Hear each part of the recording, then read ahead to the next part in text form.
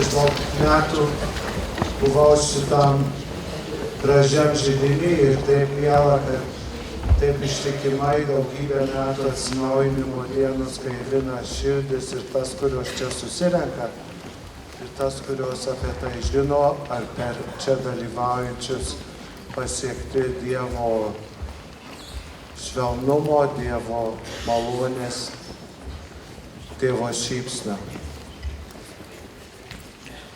Mūsų uždavinys per šią nepilną valandėlę yra pažvelgti į šventosios dvasios veikimą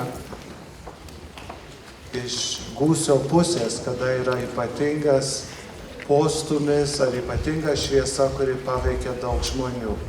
Ir pirma bus pavyzdėlių iš plataus pasaulio, paskui paimsim pavyzdžių iš jėzuitų vienuolijos, istorijos ir šios dienos.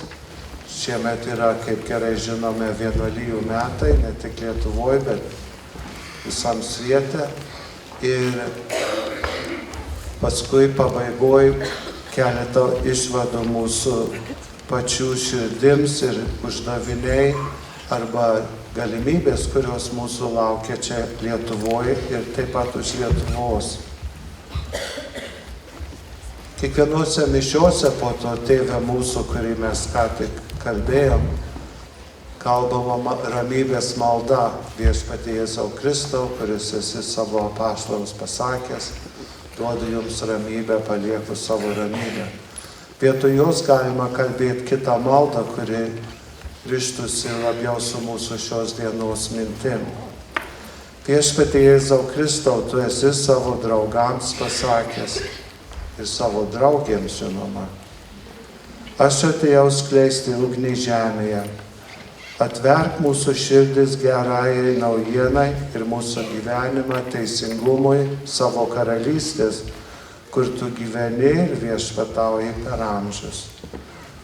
Ta ugnis, kuri yra skleidžiama, yra šventosios dvasios. Mes esame pripratę prie rudens ir pavasario vėjų. Vėjelis pučia, o staiga būna tokie gūsiai, stiprūs vėjai, kur Dievo malonė ir išmintis šiaip apsireiškinti mūsų kasdienime gyvenime, kokiu ypatingu būdu paliečia žmogų ar žmonės, ar ištisas bendruomenės ir net platųjį pasaulį. Kartais tas įkvėpimas ir atskiro žmogaus nuosprendžiai turi platų poveikį, kaip tik tos Dievo karalystės, teisingumo, taikos ir neribotos visuotinės meilės kryptin. Ir dabar 8 pavyzdėliai norėjosi paminėti kokį 30, bet prieš gal 20 metų Toronto laikraščiai išėjo mažytė žinutė vienam iš paskutinių puslapių, visai ne pirmam, kad tie kedai, sportiniai batukai, kuriuos naudoja visas platus pasaulis, yra siuvami vadinamam trečiam pasauly besivystančiose šalyse, kaip Pakistane, Bangladeše ir taip toliau. Ir kad juos daugiausia siuva vaikai, kadangi jų pirštai mažyčiai yra. Uždarose patalpose be tinkamo vėdinimo 12-14 valandų per dieną mažamečiai, nelankydami mokyklos ir su ta baise gumos ar kitos ten plastikos smarvė. Ir žinoma, milijonai žmonių perskaitė tą žinutę, apgailėjo ir tuo pasibaigė. Bet vienas 12 metų berniukas paskaitė ir savo tėvams sako, reikia kažką daryti. Tėvai sako, gerai, einam daryti. Jie nusprendė pirmą mokykloje, Toronte, pradiniai mokykloje. Ne profesorių, doktorantų ir aukštų pareigūnų vietoj, pradiniai mokykloje.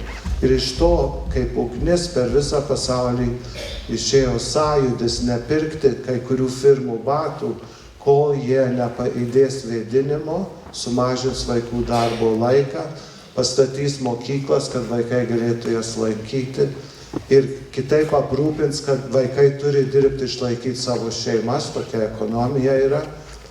visiškai pakeitė tą, sakytume, etiką arba praktiką tų batų siuvimo. Tas pats yra su futbolu ir kitų sporto įrankių, kuriem reikalinga ta panaši medžiaga. Kasmet kitas pavyzdys, kasmet tūkstančiai žmonių žūsta, kadangi neblaivus vairuotojas užmušė ar pėsčią, ar automobiliu važiuojančią. Mūsų lietuviškoje bendruomenėje, kurioje augo jaunam pasaulyje, taip atsitiko su 19 metų mergytė, Paliulytė, kuri buvo tautinių šokių mokytoja ir auksinė moteris ir beveik susižiedavo su mano giminaičiu. Girtas žmogus jos mašiną sudaužė. Tas ištisai atsitinka. O viena mama atsistojo ir sakė, užtenka. Kai prasidėjo didžiulis sąjūdis mamų, kurios neteko vaikų, šeimos narių tokiai nelaimiai. Ir jungtinėse ir kitur yra viena diena per metus ar savaitė, kada prie veidrodėlio, automobilio veidrodėlio visi prikabina tokį rožinės spalvos kaspinėlį, paminėti tą dieną ir atsiminti apie blaivų vairavimą. Vienos mamos drąsa iš turbūt 100 000. Kitas nelabai dar paplitęs sąjūdis ir nežinau, ar patiktų žmonėm, yra mandagumo diena. Reikia būti mandagiais visą dieną. Jums gali būti lengva, man yra labai sunku. Arba gero darbelio diena, kur stengiesi kažką padaryti bent savo kaimynams. Žemės diena 22 šio mėnesio. Vakarė jau tarp Švento Jonų bažnyčios ir Švento Kazimiero eina toks būrys, ne jaunų žmonių, jie gal jau buvo 20 ar 30 metų amžiaus. Ir taip laksto skersai per gatvę, pilna žmonių eina, pribėgo ir sako, ar galima apkabinti? Sakau, žinoma. Apkabino, aš irgi, o aš lėtai vaikštau, tie žmonės greitai. Atėjo kiti ir vėl, ar galima apkabinti, 3 kartą apkabino. Turbūt yra tas sąjūdis parodyti kokią meilę visų žmonių klausė gatvėje. Taip labai linksmai ir išskėstom rankom. Nežinau, koks bus ilgalaikis poveikis. Iš mūsų pačių istorijos daug kas girdėjo apie tą knygą Džiunglės, ar ne? Kur prieš 110 maždaug metų išėjus jungtinėse apie lietuvius dirbančius Čikagos skerdyklose. Dauguma žmonių beraščiai, be mokslo, paprasti buvę kaimo žmonės. Iš jų pastangų kovoti už švarą skerdykloje išaugo visas tas rūpestis maisto švara, maisto ruošo švara, maisto pateikimu. Iš lietuvių nedrąsių, svetimoj šaly, nemokančių gerai kalbos, iš jų pastangų tas išaugo. Iš kur atsirado mokyklos pasaulyje? Iš krikščionių, ar ne? Iš kur atsirado ligoninės? Manytum, kad buvo Adomo ir Ievos laikais arba akmens amžiuje. Atsirado iš krikščionių. Kas nors turėjo įkvėpimą ir tą darė. Norėjo daryti, ką Jėzus darė. Gydė ir mokė. Brazilijoje kiekviena parapija, kad ir Lietuvoje, turi kažkokią programą gavėnią, nesusikaupimus, rekolekcijas, nežinau ką. Ir visi suka galvą, ką daryti. Tas pats buvo ir Brazilijoje prieš 40 metų, 50 metų. Ir kam nors atėjo į galvą, einam sudaryti visai šaliai gavėnios programą. Ir dabar yra vadovėlis, 400 puslapių, kur yra visa tų metų programa su naujomis giesmėmis, su programa pradinėm mokyklom, gimnazijom, švento rašto būreliam, šeimoje, jaunimui, vaikams, parapijoje, visokiais sluoksniais, ką galim pagal tą temą daryti. Šiais metais yra teisingumo tema. Kam nors atėjo mintis ir turėjo drąsos 300 vyskupų pasiūlyti, einam kartu turėti vieną tokią dvasią, mintį, įkvėpimą, ugnį. Ir viskas baigėsi praktiškai, ką mes galim daryti savo mieste, savo gatvėje, savo šalyje. Maži būreliai krikščionių tarpe prasidėjo Lotynų Amerikoje, nes žinom apie tą išlaisvinimo teologiją. Ir tie būreliai yra, kur susirenka paprasti žmonės, kurie gyvena toj pačioj laiptinėj arba kaimyniniuose nameliuose, susirenka ir skaito šventą raštą pagal tam tikrą programą. Ir tada ugdomas ne tiek pažinimas švento rašto egzegezės, kiek ką tai reiškia mums ir ką mes darysime, kaip mes galim padaryti šį pasaulį geresnį visiems. Aš vis per vedybas, kai jaunieji pasirenka skaityti tą pasakojimą, kad Dievas sutvėrė Adomą iš Ievos šonkaulio. Ne, atvirkščiai. Aš vis manau, kad pirmą moterį sutvėrė, bet čia kita teologija. Viena močiutė ir dar be dantų per tokį mažą būrelį Brazilijoje kaip tik sakė, jeigu Dievas būtų sutvėręs iš vyro kojos piršto, tai žmona žemesnė, moteris žemesnė, jeigu iš galvos būtų vėl kažkas kita. Bet sutvėrė iš šonkaulio, nes jie kartu eina per gyvenimą, yra lygiaverčiai žemės bendrakeleiviai. Ji pritaikė tą švento rašto vietą kasdieniam gyvenimui, kiekvienoje šeimoje ir visuomeniai. Paskutinis pavyzdėlis iš Jungtinių valstybių pilietinio karo prieš lygiai 150 metų. Labai žiaurus karas buvo, labai daug mirė nuo žaizdų, ne tiek nuo šūvių.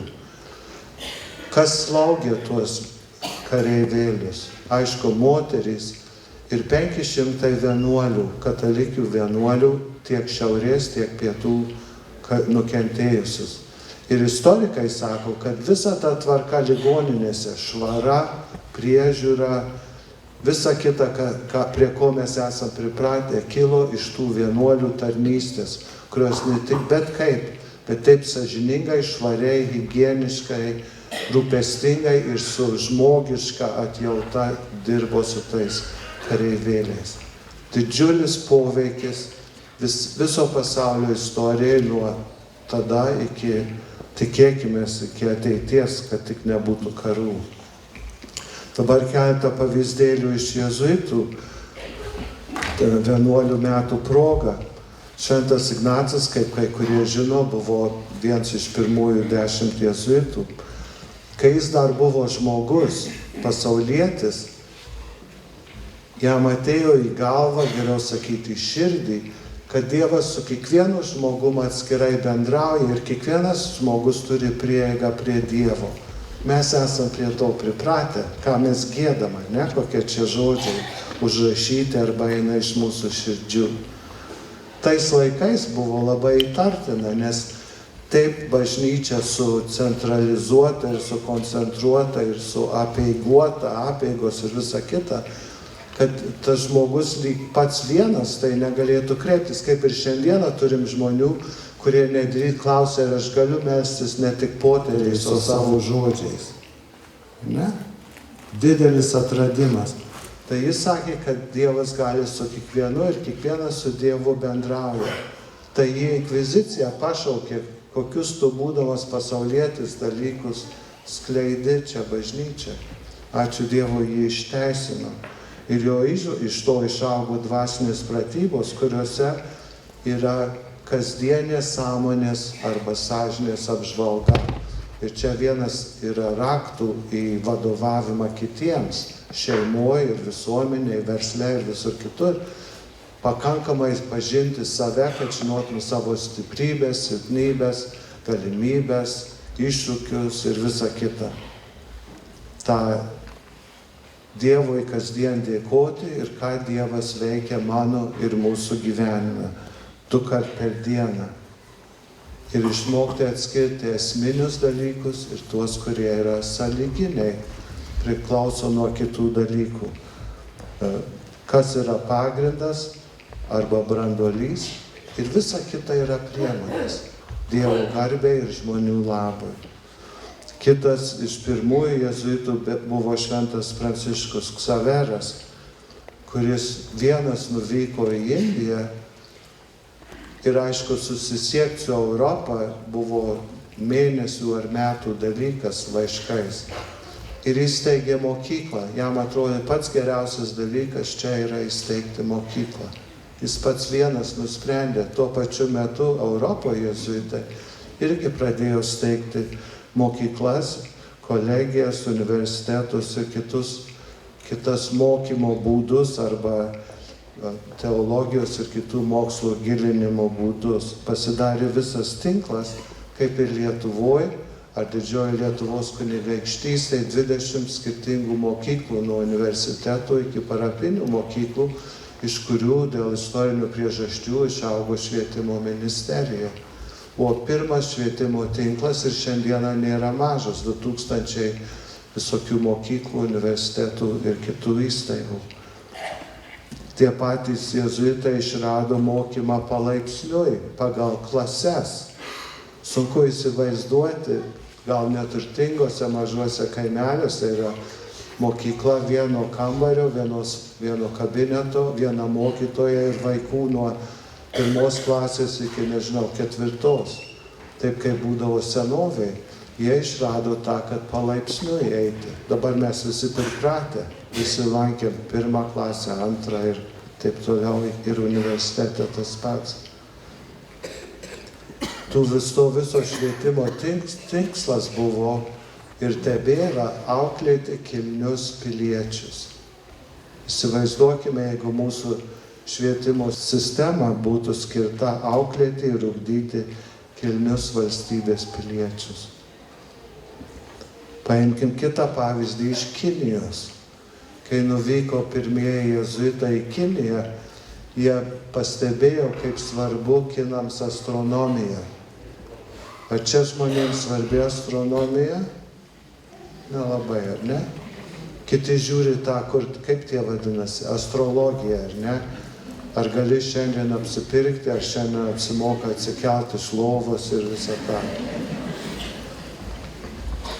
Jiem astronomija buvo kaip tik svarbi, nes jų sprendimai, imperatoriaus ir kitų sprendimai buvo pagrįsti, ar yra palankus mėnulis ir saulė ir nežinau kokie kiti dalykai. Tai nuvyko jėzuitai su astronomijos aparatais iš Europos, kurių Kinija neturėjo, nors yra labai sena ir gili ir didinga kultūra. Ir pasidarė labai žymus, net vyriausias astronomas buvo jėzuitas kunigas, kad galėtų bendrauti su tos valstybės žmonėmis, vadovais, galim sakyti, lygiomis, tam pačiam lygiai, moksliniam ir žmogiškam lygiai ir pokalbiai su budistais, vienuoliais ir visa kita. Sudarydami sąlygas palankiai skleisti Evangeliją Kinijoje. Vienas iš kinų papročių buvo pagerbti savo senolius, savo protėvius. Gal panašiai, kaip mes darom per vėlinės. Mūsų vėlinės turi iš senovės lietuvių tikėjimo likučių, ar ne?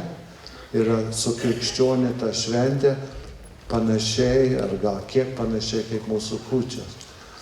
Tai pastebėję, kiek svarbu yra senolių prisiminimas Kinijoje, jėzuitai įtraukė į katalikiškas apeigas, kaip daryta per visą pasaulį. Smilkalai atėjo iš visuomenės, vyskupijos pavadinimą iš Romos valdžios ir taip toliau. Tai jie tą pritaikė katalikų tikėjimui, kur nėra nieko priešingo, atrodo, prisiminti senolius. Kai apie tai sužinojo Romoje vadovybė, jie sako, neįmanoma yra. Čia yra senolių garbinimas ir uždraudė tą visą. Ir sunaikino Kinijos misiją. Va čia išeit būtų tuščios kalbos pagalvoti, kas būtų buvę, jeigu krikščionybė būtų įsitvirtinus Kinijoje prieš 350 metų, ne? Nesupratimas apie tai, kas yra esminiai dalykai ir kurie yra sąlyginiai, pagelbiniai priemonės. kam nors nušvito, kaip reikia tą viską pritaikyti. Pietų Amerikoje turbūt daugumą, aš tikiuosi, esame matę filmą Misija. Ne apie jėzuitus misionierius pas indėnus. Pietų Amerikoje prasideda su tokiu vaizdu dideli tiek Iguasų kriokliai ir sėdi tas misionierius ir groja fleitą. Jie labai greit pastebėjo, kad indėnai labai mėgsta ir gabūs muziką. Ir čia buvo tas raktas įeiti į jų kultūrą. Turėjau turėti gerų muzikų, kurie sugebėtų pritraukti žmonės ir sudominti krikščioniškų tikėjimo, ne pamokslais, bet savo gyvenimo pavyzdžių. Dosnumu, švelnumu, supratimu apie kitas kultūras, pagarbą papročiams žmogui, vyrams, moterims, vaikams.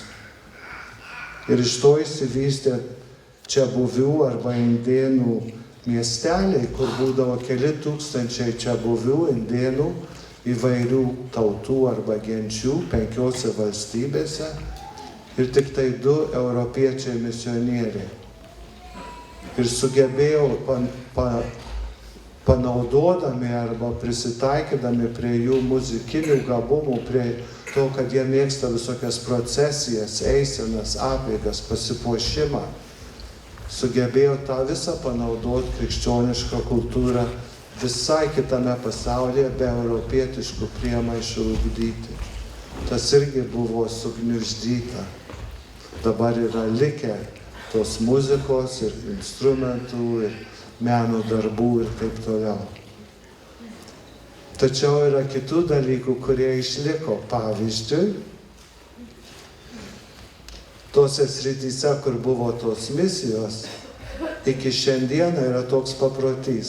Visi dirba 5 dienas kaip normalūs žmonės, ką bedirbtų ūkyje, žuvaudami, kur aš su tuo susipažinau, buvo žvejų kaimas. Sekmadienis, aišku, yra laisva diena, tai jaunimas futbolą žaidžia, dar kažką kitą, vyrai stovi tinklus pamažu taiso. Šeštadienis yra visa diena skirta kitiems. Pavyzdžiui, nuskendo žvejas, negrįžo iš tokiais plaustais, jie plaukia, yra neįsivaizduojama, kaip galim plaukti, bet taip daro. 2-3 dienom išplaukia ir paskui grįžta su krepšiu pilnu žuvų.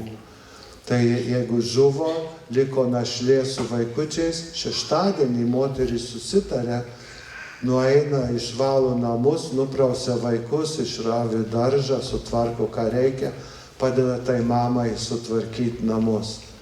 Vyrai eina sutaisyti stogą, dažniausiai iš palmių supintų lapų, stogai, mokyklos stogelį. Kiti eina vėl kažką kitą daryti, pataisyti lieptą arba keliuką ištaisyti arba įrengti kažką. Visas šeštadienis skirtas bendruomenės reikalams. Ir aš, būdamas iš kitur naivus žmogus, aš sakau, kokie jūs nuostabūs žmonės, kad 5 dienas dirba darbe, 1 diena, aišku, šventadienis, bažnyčia, dažnai nėra kunigo, patys turi, kas vadovauja pamaldom, yra specialūs mišiolėliai pamaldom be kunigo, su komunija ir taip toliau. Ir šeštadienį skiriat kitiems. Jie mane žiūri kaip į kvailą. Jie mano, kad visas pasaulis tą daro. Šeštadienis yra skirtas kitiem patarnauti. Yra palikimas iš tų misijų prieš 400 metų.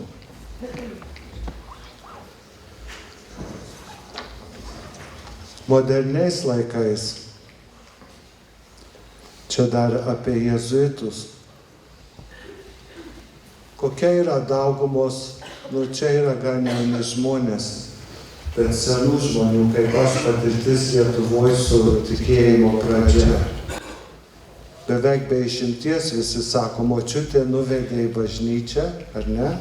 Bažnyčioje šalta, nekrus, negali judėti, turi stovėti, nuobodu, negali matyti. Ir kai kuriems tas liko įspūdis apie visą tikėjimą, kas yra nesuprantama, nes bręsdamas žmogus turėtų suvokti, kad čia buvo kitos sąlygos, kiti laikai. Bet yra daug tokių, galim sakyti, pažeistų ar iš jaunystės tą akmenuką ant širdies susidėjusių, kuriem tai, kas mums reiškia liturgija, Dievą garbint, šlovint, su kitais dėkoti, švento rašto klausytis ir taip toliau, yra nežinomybė, atgrasu. Visam pasaulyje reikėjo atnaujinti liturgiją moderniems laikams. Tai neužtenka pamokslų, bet reikia mokslo. Ir buvo toks vienas jėzuitas, tėvas Jungman, kuris ištyrė liturgijos ištakas per senus dokumentus. Ir kiti iki pat pirmųjų amžių, kaip pirmieji krikščionys švęsdavo Eucharistiją ir kitos jų visokios apeigos. Moksliškas pagrindas sprendimam pritaikyti moderniam gyvenimui. Ir aišku, tas atsispindi Vatikano antrojo dokumentų apie liturgiją, kuris buvo prieš 53 metus. Ir paveikė tai, kaip mes Dievą sekmadieniais susirinkę garbinam ir jam dėkojame. Ne tik tradicija, kaip kas atsimena iš savo vaikystės, bet koks yra bažnyčios paveldas per platųjį pasaulį. Visuotinės bažnyčios, ne tik vakarų, bet ir rytų ir įvairiausiose kultūrose, kaip ir Indijoje arba Egipte ir visam pasaulyje. Kitas iš liturgijos pavyzdys yra, kas mums brangu, tai giedojimas. Kai buvo perėjimas iš lotynų kalbos į vietinės kalbas, nes prieš Vatikaną II tik 21 kalba buvo naudojama katalikų apeigose. Ne tik lotynų, dar 20 kitų kalbų. O dabar yra, nežinau, 100 kalbų. Tas perėjimas giedojime, kaip tą padaryti, tai buvo toks tėvas Želinau. Ir jis sugalvojo, kaip psalmes galima pritaikyti įvairiom kalbom, tam tikrų ritmų, ir padarė visą vadovėlį psalmio giedojimo. O psalmės yra vienas iš kilniausių būdų sukurti giesmes. Vietoj tokias saldžias ir visa kita, kilnes giesmes švento rašto pagrindu.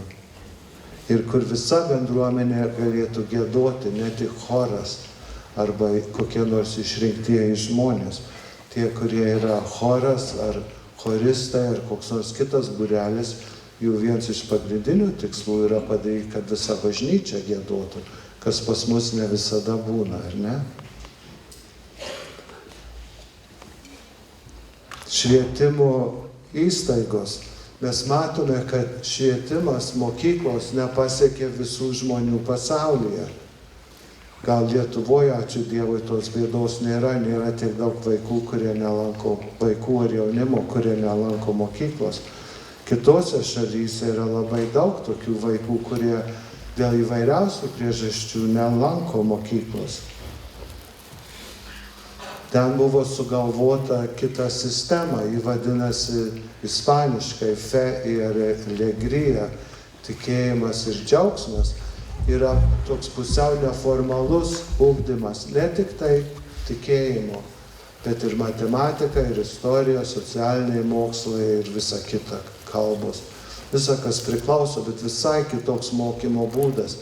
Ir vadinasi tikėjimas ir džiaugsmas, kad vaikai, jaunimas su džiaugsmu galėtų mokykloje dalyvauti, bendrauti, įtrauktas tas visas bendravimas, projektai kartu ir visa kita. Ir tie vaikai iš labai vargingų sričių ir ne tik tai iš vargingų, taip greit prilimpa prie noro mokytis, tobulintis ir svarbiausia, paskui patarnauti kitiems, pasidaryti žmonės, kurie gyvena kitiems. Kita forma surasta ne visai ne taip seniai, aš bijau pameluoti, gal 30 metų yra Kristo Rei mokyklos. Ir čia labai įdomus projektas, kur mokiniai, gimnazistai, jie vieną dieną per savaitę dirba.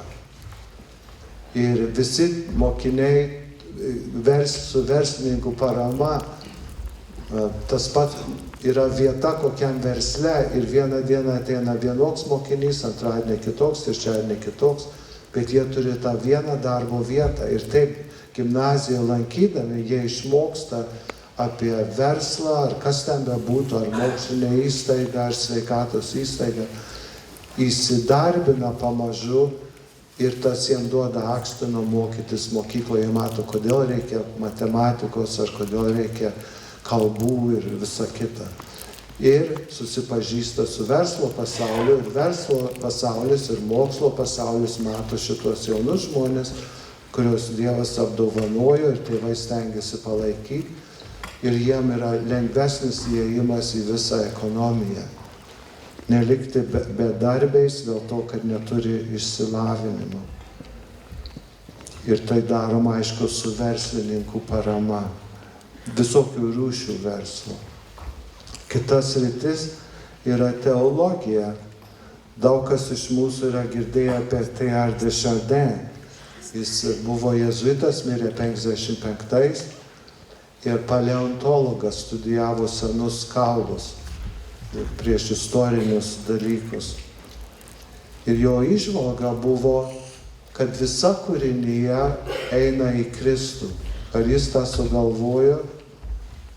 Apaštalas Paulius tą sako, ar ne? Visa kūrinija steni, vargsta, kol išvys Kristaus pilnatvę.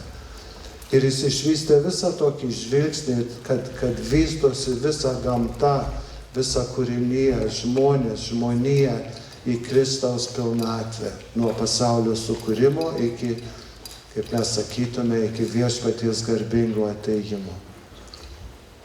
Ir aišku, tas vėl savotiškai skamba žmonėm, kurie prisirišę prie raidės arba siaurai žiūri. Ir jam buvo uždrausta skelbti savo darbus.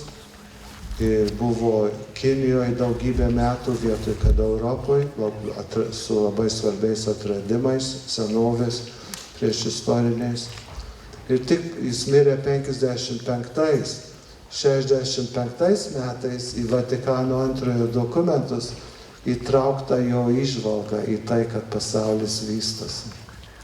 Vienas žmogus sugebėjo su tuo šventosios dvasios gūsiu surasti būdą, kuris moderniems žmonėms, kurie pažįsta tas visas pasakojimus arba teorijas apie pasaulio sukūrimą, evoliuciją, vystimąsi, planetas, visatą, žvaigždes ir visa kita, tokiems žmonėms koks gali būti vaizdas, kad einam į pilnutinį Kristų. Ir ta jo vizija labai aiškiai matosi Vatikano dokumentuose. Kitas pavyzdys yra tėvas Martin Darcy, kuris dirbo prie dokumento apie sąžinės laisvę.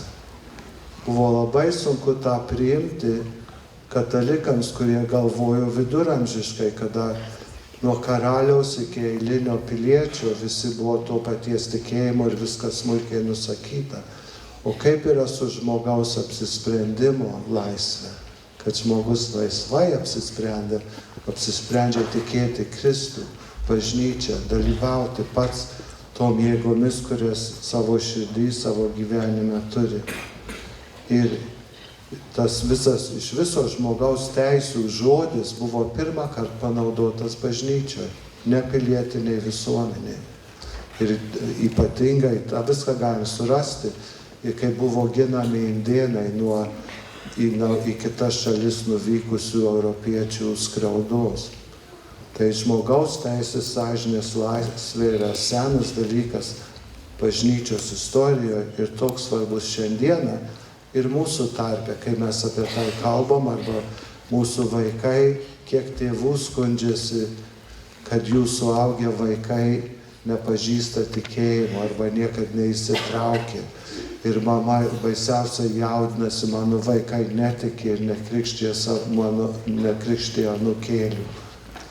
Ir kaip reikia tada suprasti tą, kad jie yra suaugę, jie turi apsispręsti, gali paveikti ir bendrauti ir visą kitą, bet jie turi tą laisvę. Ir tuo pačiu tie iš mūsų, kurie tradiciniai dalyvaujam bažnyčioje ir bandom kartu su visa bažnyčia bręsti, irgi tą darome laisvai. Pažiūrėkit, kaip vaikus moko šiandieną. Kai mes augom, tai buvo sakoma, kad yra Dievo įsakymas ir bažnyčios. Kas sekmadienį lankyti bažnyčią, mišias, ar ne? Teisingai? Arba kitaip baisi nuodėmė. Šiandieną paklausk vaikų, kurie šiuolaikiniai mokomi, kodėl mes einame į bažnyčią sekmadienį. Iš karto atšauna. Už tai, kad mes Dievą mylim ir norim jam dėkoti ir jį garbinti. Tas pats dalykas visai kitaip įrėmintas į tai, kad aš noriu, aš jungiuosi su kitais vietoj, kad yra liepta taip daryti.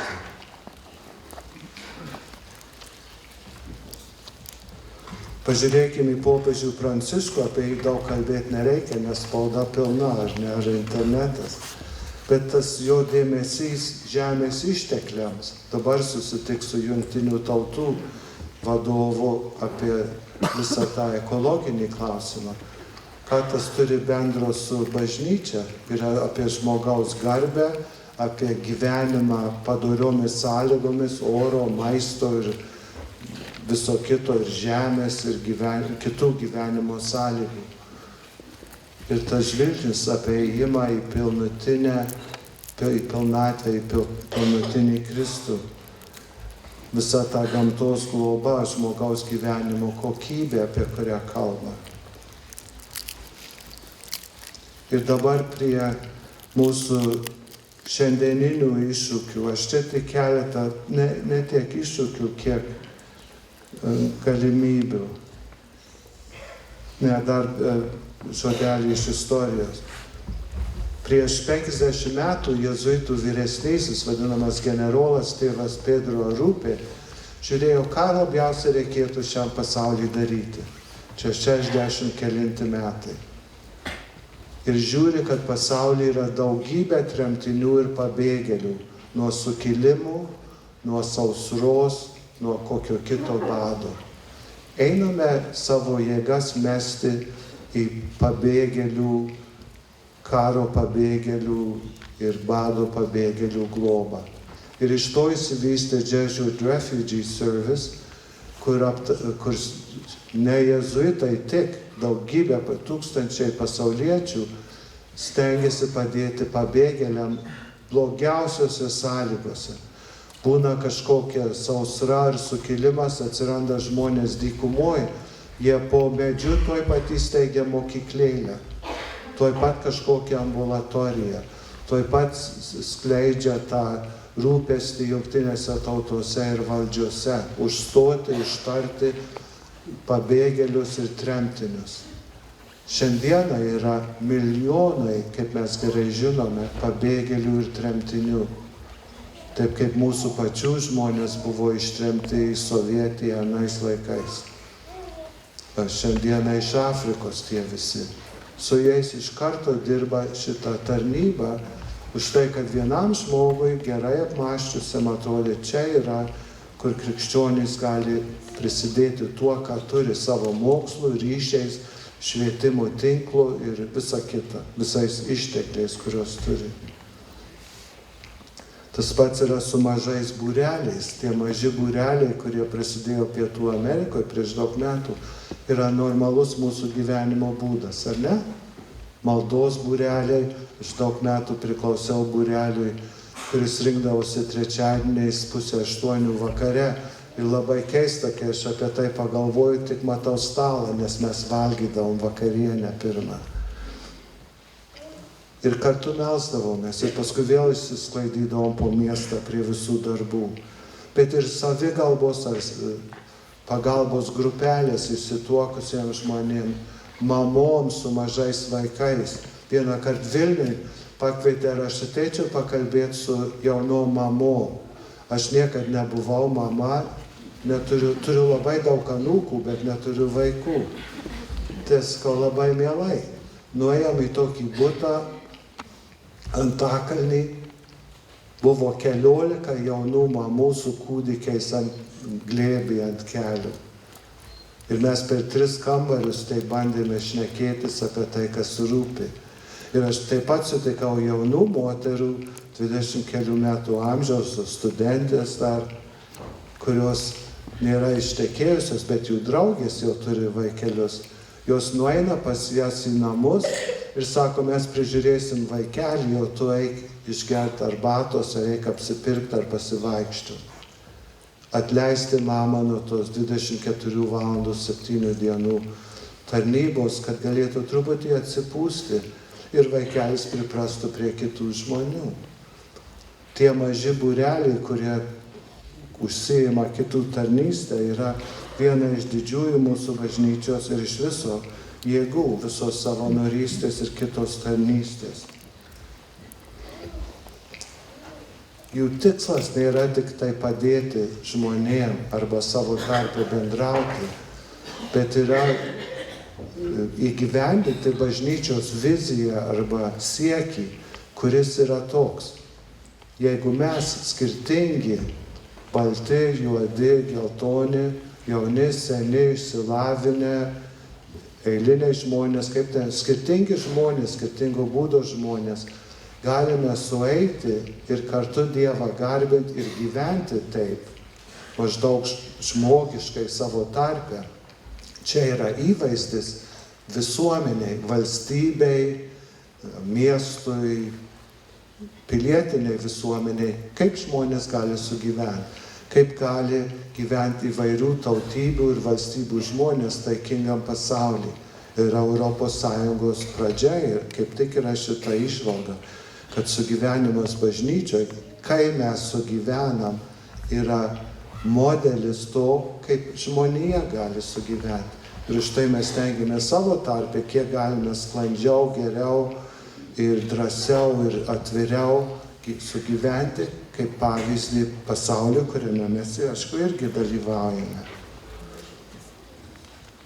Čia Šventas Augustinas. Jėzus sako, aš atėjau skleisti ugnį žemėje. Kokie būtų mūsų iššūkiai? Arba geriau sakyti galimybės šiandieną Lietuvoje. Dar nekalbant apie platų į pasaulį. Vienas iš tų yra, kuris matosi kiekvieną dieną, yra suaugusių religinis ugdymas, ar ne? Ką daro atsinaujinimo diena? Čia yra angeliukų, aš mačiau. Bet dauguma yra jau žmonės. Ir šitas gaivina mūsų dvasią, duoda žinių, supratimo, nuotaikos, žvilgsnio, pajuntam kažką savo viduje, savo širdyje. Ateina žmonės krikštyti, aš dabar dirbu kaip anksčiau Šventų Jonų bažnyčioje, Vilniuje, universiteto bažnyčioje, nori krikštyti vaiką. Ir tada primenam, kad krikšto tėvai turi būti sutvirtinti. Ir kodėl tas yra bėda? Nes yra daug suaugusių, virš 14 ar 16 metų, kurie nėra sutvirtinti. Tai nors vienas tegul būna sutvirtintas, kitas kitoks ir gal galės įaugti į tą. Kaip mes galim padaryti, kad ne trečdalis, o visi tie, kurie kiek nors dalyvauja bažnyčioje, arba sako, kad tiki, galėtų būti sutvirtinti, suaugti kaip sąmoningi, suaugę krikščionys bažnyčioje. 13 metų statistika, kitas klausimas yra, vienas iš klausimų, ar kada nors skaitėte šventą raštą, ar skaito šventą raštą. Lietuvoje duomenys yra, kad pusė katalikų niekad nėra skaitę šventojo rašto. Kai aš tą paskaičiau, man beveik reikėjo atsigulti. Labai sunku tą tikėti. Ten, kur aš augau ir gyvenau Jungtinėse, vidurkis visos šalies yra, kad namuose yra 4 ar 5 šventi raštai. Vaikams, jaunimui, suaugusiems, šeimos Biblija, kuri rašo visus giminės, kas gimė, tetos, seneliai ir visa kita. Visokių rūšių, kišeniniai šventi raštai, mes dabar lietuviškai tą viską turim. Kaip mes galim padaryti, kad žodis tarp mūsų, ar ne, yra vienas žingsnis į tą pažinimą švento rašto, mūsų pačių pavyzdys. Kaip yra su paaugliais ir jaunimu, mūsų tėvai nedrįsta vaiko kabutėse priversti bažnyčią, jeigu jis nenori, ar ne, ar 6 metų, ar 16, nesvarbu, nedrįsta. Kaip mes galim per tarnystės įtraukti jaunus žmonės, nes kažką darydami jie užsikuria ir tada visa kita kimba. Pavyzdžiui, ten, kur aš dirbau prie Čikagos lietuvių parapijoje, mes kasmet darydavom sriubos pietus. Sriubos pietus yra, kur yra tik sriuba, bet be galo skani. Man atrodo, negerai, kad buvo skani, bet buvo labai skani sriuba ir juoda lietuviška duona, daugiau nieko. Žmonės užmoka kaip už gerus pietus ir visi pinigai eina valgyklom Lietuvoje, kaip Vilniuje, Betanijoje arba Kaune ir taip toliau. Ir karito globai. Surenka 14 000, tą išmokom iš Toronto lietuvių. Per sriubos pietus patarnauja jauni žmonės ir gauna tos marškinėlius, sriubos pietus ir laksto su tom lėkštėm ir nešioja tas sriubas ir nori daugiau sriubos, padeda paklot, sutvarkyti. Čia nėra tikybos pamoka, bet jie užsikabina į tarnystę, į pagalbą kitiems, kas yra mūsų viso dvasinio gyvenimo vaisius, yra gyventi kitiems savo namuose ir už savo namų. Kaip su mūsų šeimom, aš jau minėjau apie jaunas mamas, kaip su senelių ir ligonių globa, ar ne? Čia Kaune bando įsteigti dar hospisą, nėra tą palaikomąją slaugą. Dar Kaune tas yra labai silpna, jau nekalbant visoje Lietuvoje. O yra labai svarbus dalykas, kai žmonės ilgiau gyvena, vaikai išvykę į Angliją, Vokietiją ir kitur, kaip mes toliau darysime. Kaip apie beglobiais vaikais su vaikų namais, ar ne? Ar kūdikių namais. Čia yra sovietinis palikimas, kaip tie paminklai Vilniuje ant tilto arba čia ant to tilto, kur tie ženklai sovietiniai. Yra lygiai taip pat sovietinis palikimas. Normaliam pasaulyje nėra vaikų ir kūdikių namų. Kodėl? Nes žmonės įvaikina, pasiima auginti. Jungtinėse Čikagos vyskupija nėra didelė, 2,5 milijonų katalikų. Ir jie vienas syk turėjo didžiulį vajų įvaikinti vaikus, beglobius vaikus. Vienas kunigas net įvaikino. Klebonas parodyti pavyzdį visai parapijai. Paskui turėjo bėdų, ar ne, kai tas vaikas buvo paauglys. Bet kaip su tais vaikais, yra, kaip jaunimas sako, yra atvira žaizda. Kaip mes galim tą nepalikti politikam, kuriem nei šilta, nei šalta, bet žmonėm, kuriem rūpi, kad kiekvienas vaikas patirtų savo gyvenime artimą meilę iš kito.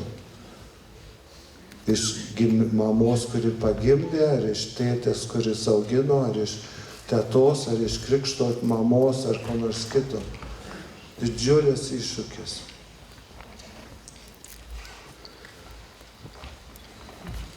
Kiti tą labai gražiai išsprendžia apie vaikus ir senelius, kad suporuoja vaikus su seneliais, ne giminės.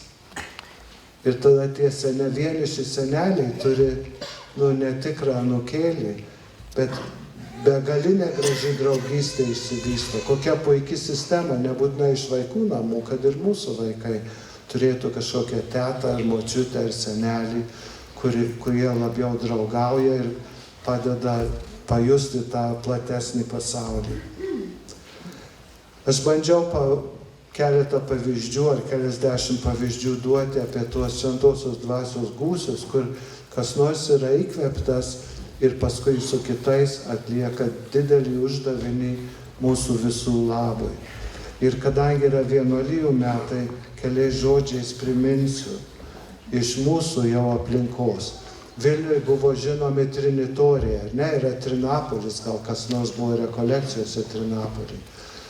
Trinitoriai įsisteigė jau labai seniai, išmiršau dabar prieš kiek metų, 500 metų, kai buvo daug krikščionių vergų Viduržemio jūrų laivuose. Tai jie išpirkdavo juos ar patys eidavo ir klot tuos laivus, kad šeimos tėvas galėtų sugrįžti į savo šeimą. išlaisvinti belaisvius. Ir jie tą moderniai kitaip pritaiko.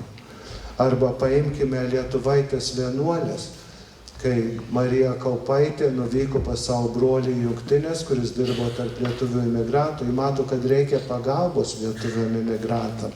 Ir įsteigė seseles Kazimierietės. Atsirado ir seserys pranciškietės lietuvaitės, kurios dirbo su imigrantais. Nukryžiuotojo Jėzaus kita moterų vienuolija irgi su lietuviais imigrantais Šiaurės ir Pietų Amerikoje.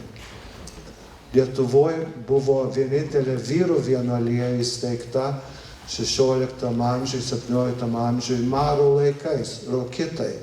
Jie matė, kad nieks nelaidoja tų mirštančių ir bijo sergančių tuo maru.